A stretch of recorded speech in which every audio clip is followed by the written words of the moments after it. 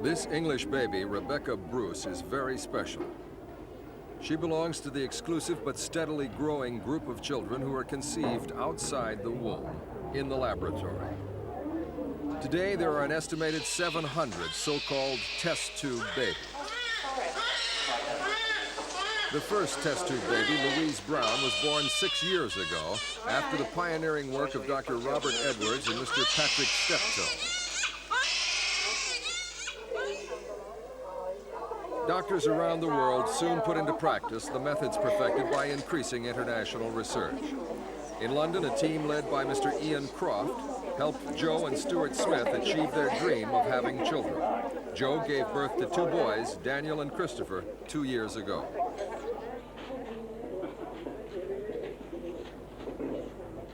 Today, almost daily, advances are being made to help infertile couples. But the creation of human life in the laboratory raises many moral, legal, and social questions, especially about experimentation on spare embryos and surrogate motherhood.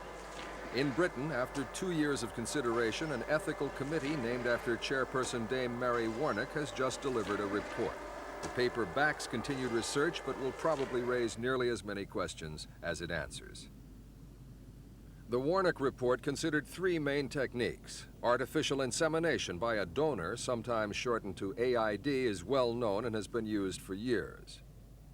Secondly, a woman who is unable to produce eggs can be implanted with a donated egg, fertilized under laboratory conditions, the in vitro technique. The committee did feel that there should be a change in the law in Britain specifying the legitimacy of children conceived with the help of a donor.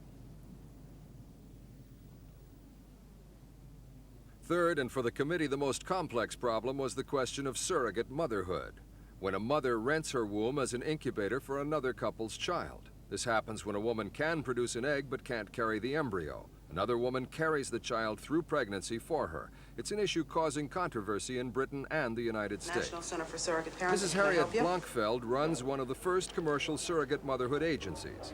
She's based in the United States but had intended to work in the United Kingdom. The newspapers have already coined the phrase "rent a womb" and have told both sides of the story. But despite heart-rending stories of how a couple arranges to have another woman bear their child, the Warnock Commission has said that commercial arrangements must be banned, a criminal offense. A couple's desire for a child and their right to medical care to help them with infertility problems is something the British Ethical Committee backs fully. And in London, more and more hospitals are offering the test tube methods initially pioneered by Steptoe and Edwards. The method is called fertilization in vitro, which is Latin for inside the glass, or test tube.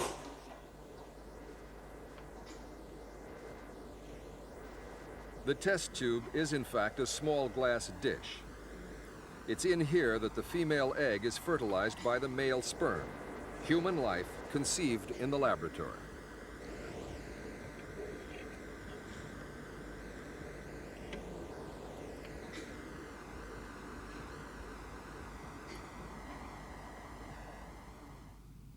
In natural conception, a female egg grows to maturity in a fluid-filled sac called a follicle in the woman's ovary. After a month, the follicle releases the ripe egg into the fallopian tube, and when the male sperm reaches the egg, fertilization occurs. The young embryo descends to the womb and implants itself in the wall. The biggest single cause of infertility in women is blocked fallopian tubes. But if the ovaries and womb are normal, the surgeons can help by gathering ripe eggs from the ovaries via a special tube. The operation is not quite as simple as it looks in diagram form. Each delicate stage is explained to us by the head of a London fertility clinic, Ian Croft. And the right rate. So we firstly make a small incision, and it's a very small incision, about 1 centimetre long, just near the umbilicus here. And then through there we pass a needle, which is called a Verres needle, and the needle will go through the small incision into the abdomen, and then the gas will be connected, the lead will be connected to that, and the carbon dioxide will be placed on. It won't take much longer before that's appropriately distended for us. Now, as I explained to you previously, we'll pass the laparoscope through the trocar and cannula, and I have got the fibre optic lead on here, and I will look down the eyepiece and see inside.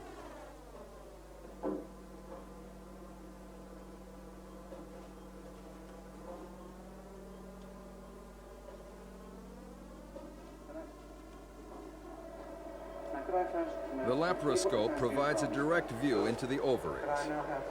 But the London unit has developed a new technique using an ultrasonic scanner which creates an image by sending out low-frequency sound waves. It enables the specialist to have a clear picture of the woman's internal organs before he makes an incision. I make a small incision in the skin here. Very small. Then I'm going to pass a cannula into the bladder. It's quite tough there because she's had the surgery before. You can see the water coming up because we've already put a catheter in the bladder and filled the bladder full of water. So we now have a channel into the bladder. And now the needle will pass through this cannula so we can see the picture on the screen.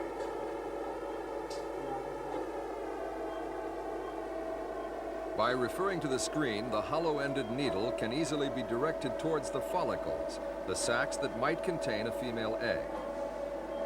It's an operation of great delicacy.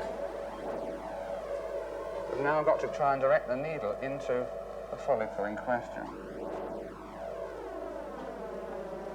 We will now blow up the picture, magnify it by a factor of 2 so we can see. And now you can see the needle point quite clearly. And then you'll see me just now, you can see my needle touching the ovary. And now it's in the follicle. You can see that quite clearly. The doctor uses a foot-operated pump to extract the egg-bearing fluid. You'll see there's fluid coming into this tube now, which is from the follicle, and this one's got some blood staining in the fluid, which sometimes happens. If you did this, you can take that to the laboratory, please. Here the nurse has got the syringe of culture medium ready to flush the follicle through if the egg isn't in the first aspiration. There is the next follicle into that one now.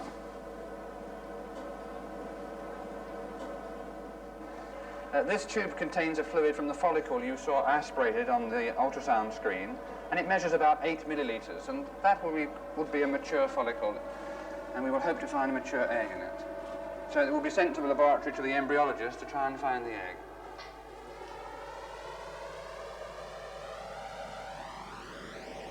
The fluid and hopefully the eggs are taken through to the laboratory for inspection under the microscope.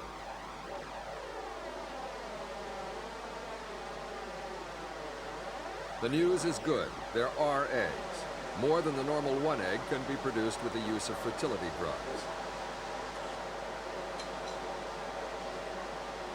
The other ingredient for fertilization, the sperm, is provided by the husband or in certain cases by a sperm donor. The fresh ejaculate sample is brought to the laboratory in these sterile container. I'm going to take a small amount of this sample and spread it on to these slides. One of them is an ordinary glass slide, and the other one is a specially designed sperm counting chamber, again made of glass.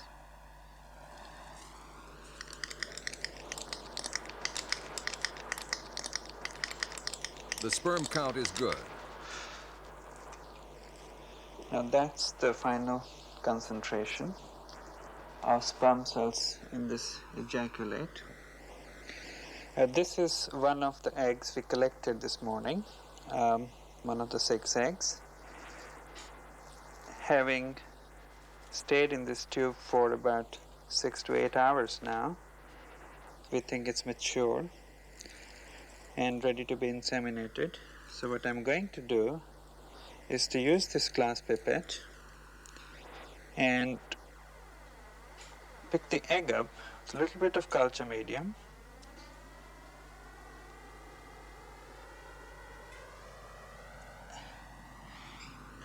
There. I got the egg there. And I'm going to transfer it now to the culture dish containing highly motile spermatozoa.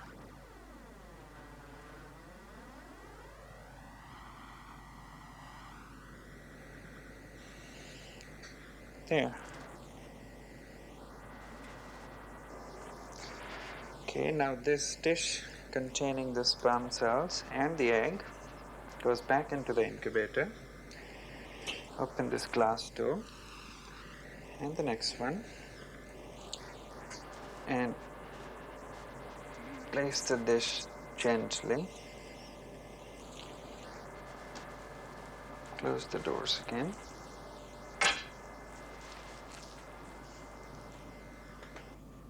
Inside the incubator, over a period of about 36 hours, the fertilized egg starts dividing. It's now a young embryo. One, Michael. Very carefully, the tiny embryos are sucked up into a small tube, ready for the next stage, which will be insertion into the Back a womb. little there. Now the embryos are in this tube, and one can see them by looking through the tube or through the microscope, but you can see them quite clearly. You can see the embryos in this little tube here as little white spots or specks, and they are the embryos that are going to be transferred into this lady now. This is a cannula which has an inner stellate which we can remove. It has a preset distance, as you can see, between there and that blue stop there, which is 5 centimeters, and we can move that along where we want it, for example, depending upon the length of anybody's particular uterus, which we will know about already. And when we take out the inner stellate, which we can do now, we will pass through another little tiny catheter, which is made of inert material, so it would not harm embryos, called Teflon, and we try it through the cannula to make sure it's going to the right depth that we want it to do. And we will know here it will be about, that'll now be about 4, so it'll be about 5 centimeters. And what we're going to do now is we're going to transfer the embryos, which are in this tube here, into the uterus through this cannula. And I'm going to push this in, seeing the cervix, because it will just slide in gently. And in it goes. I go up to the blue mark. I then take out the inner stellate, which I've just done. And I take the little Teflon catheter with the embryos in the air there. I transfer those through. So the other little blue mark is in the correct place, which it is. Which we now inject very slowly. And we'll instill 8 microliters. That's in. And then pull back to about 1 more centimeter. In 2 microliters. Take the catheter out. It's quite clean. And we'll now go back into the laboratory and check that the embryos have been transferred safely into this lady. Waiting for it to kick, which it did This just woman's now, embryo has survived the first crucial There's little weeks. hands up by the head there. And now you can see the baby moving. Hands there. Almost see the fingers on the top on the left. And now the limbs are moving here. It's quite a fascinating picture.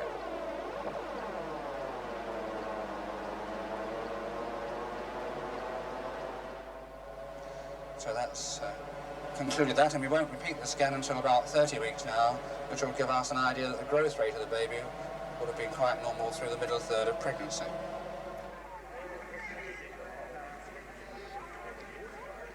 Beyond the medical and scientific methods and questions, the joy that these very wanted children bring to their parents. This is a reunion of 17 Australian test tube children and their parents. Most of the international community is now convinced of the positive aspects of test tube baby science, but few societies have confronted the potential abuses of it, the complicated moral, ethical, and legal questions surrounding all the aspects of in vitro fertilization.